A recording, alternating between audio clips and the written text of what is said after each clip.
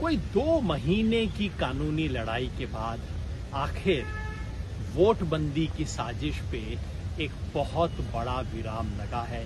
एक ऐतिहासिक आदेश आज मिला है सुप्रीम कोर्ट में, जहां सुप्रीम कोर्ट ने स्पष्ट शब्दों में अब कह दिया है कि आधार को आपको जैसे 11 दस्तावेज थे उसी तरह से 12वें दस्तावेज के रूप में स्वीकार करना पड़ेगा।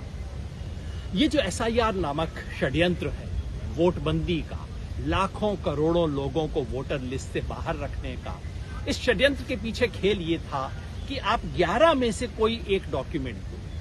11 में 2 तो ऐसे थे जो अच्छे डॉक्यूमेंट है लेकिन किसी के पास तो है नहीं, पासपोर्ट और NRC। बाकी ये पीले दस्तावेज थे जो एविडेंशियरी वैल्यू तो है लेकिन बिहार में ज्यादातर लोगों के पास है नहीं। लेकिन दूसरे कुछ ऐसे डॉक्यूमेंट थे जो कि चुनाव आयोग खुद हमेशा स्वीकार करता रहा था, चाहे वो एपिक हो, आधार हो, पैन कार्ड हो, ड्राइविंग लाइसेंस हो। लेकिन चुनाव आयोग ने कहा जो डॉक्यूमेंट है वो हम मानेंगे नहीं, जो नहीं है वो मांगेंगे। सुप्रीम कोर्ट ने चुनाव आयोग को सुझाव दिया कि आधार मान लीजिए। 2 बार इशारा किया ऑर्डर में हल्के हल्के, लेकिन चुनाव आयोग नहीं माना। और जो लोग आधार स्वीकार कर रहे थे BLO, उनको शो कॉज नोटिस दिया चुनाव आयोग ने। आज जब ये सारी बातें सुप्रीम कोर्ट के संज्ञान में आई तो कोर्ट ने स्पष्ट रूप से आदेश दिया है कि अब इशारे से काम नहीं चलेगा।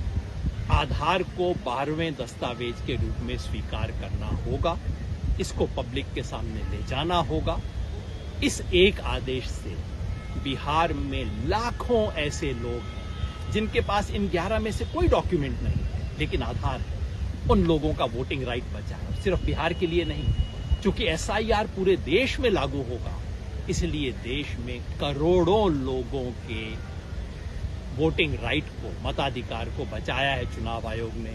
इस देश के संविधान की रक्षा करने की अंतिम जिम्मेवारी इस बिल्डिंग की है और आज सुप्रीम कोर्ट ने अपनी उस जिम्मेवारी का मान किया। धन्यवाद।